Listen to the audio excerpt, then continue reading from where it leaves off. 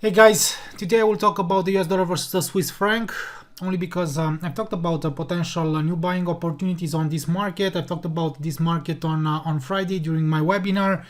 So right now, personally, I'm looking at a potential long setup, a potential buying opportunity, and the target could be higher at 95 pips. Okay, so I will talk about this market, about the setup. Risk disclaimer here, please read it. If you have questions, you can send an email to support. Don't forget to follow us on Instagram.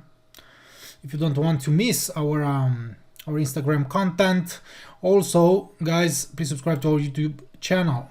And don't forget that you can access our VIP groups only after purchasing a subscription. Okay, so don't forget that there are a lot of scamming groups, scammers out there. So US dollar versus the Swiss franc. Earlier today I've talked about an upside continuation on the dollar index, and I've said that I'm looking for potential new US dollar longs today. Unfortunately, let's take a look. I've talked about US dollar versus the Singapore dollar on Friday when the price was here after reaching 1.4326, and unfortunately I've missed an opportunity to go long here on this market.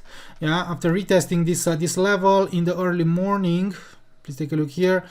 And right now US dollar versus the Swiss franc.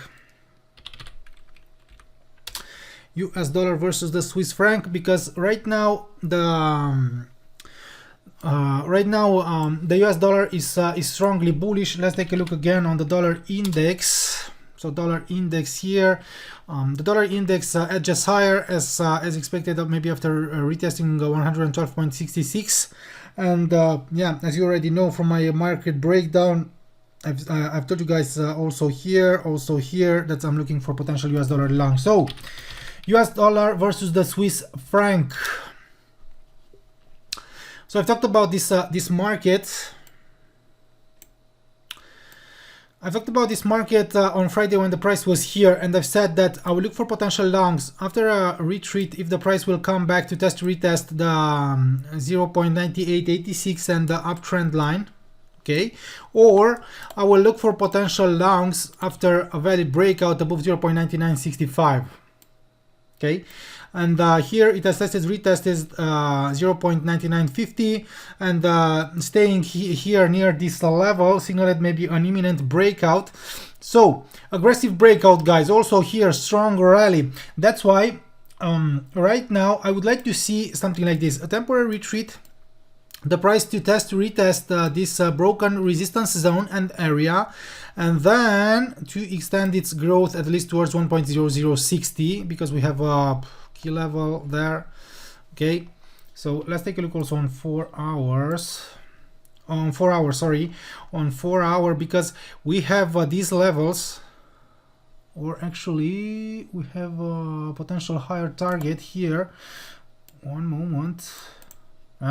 Something like this, and 1.0064, something like this. So that's why I've said that I'm looking at the potential setup, and if the price retreats or moves sideways from here, I could